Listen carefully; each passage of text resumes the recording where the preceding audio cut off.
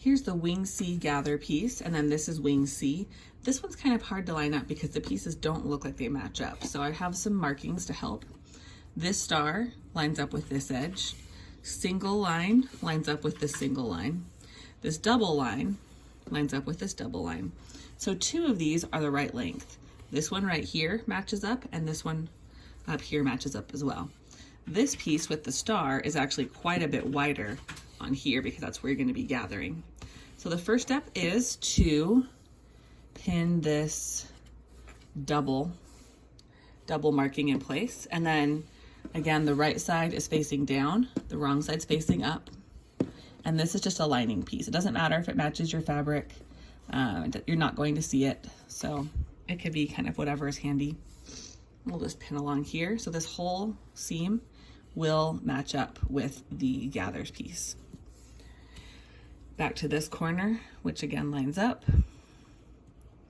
Now you're going to pull this around and kind of fold it over so that these seams line up. The one dash lines up with the one dash.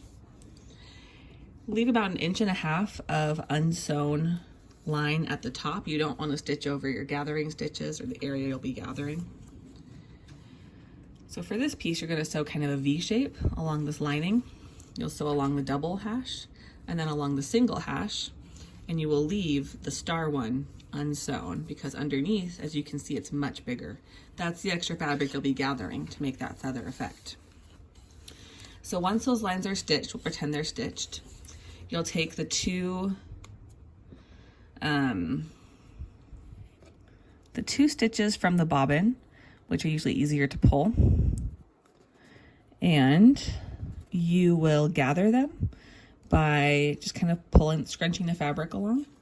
So this fabric is really not cooperating with me. If I was making this, I would probably, and I will probably, switch over to the method where you do a zigzag over floss and then gather that way. It's a little messier, but it's kind of an organic look, and birds are not symmetrical necessarily. So that definitely works. You can see a little bit of gathering happening here.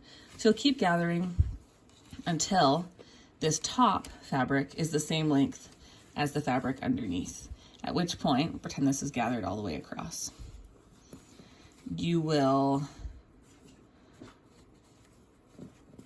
sort of stitch that in place right along here, matching the purple underneath, and then you'll have this really cool sort of feather line look going back up into the corner.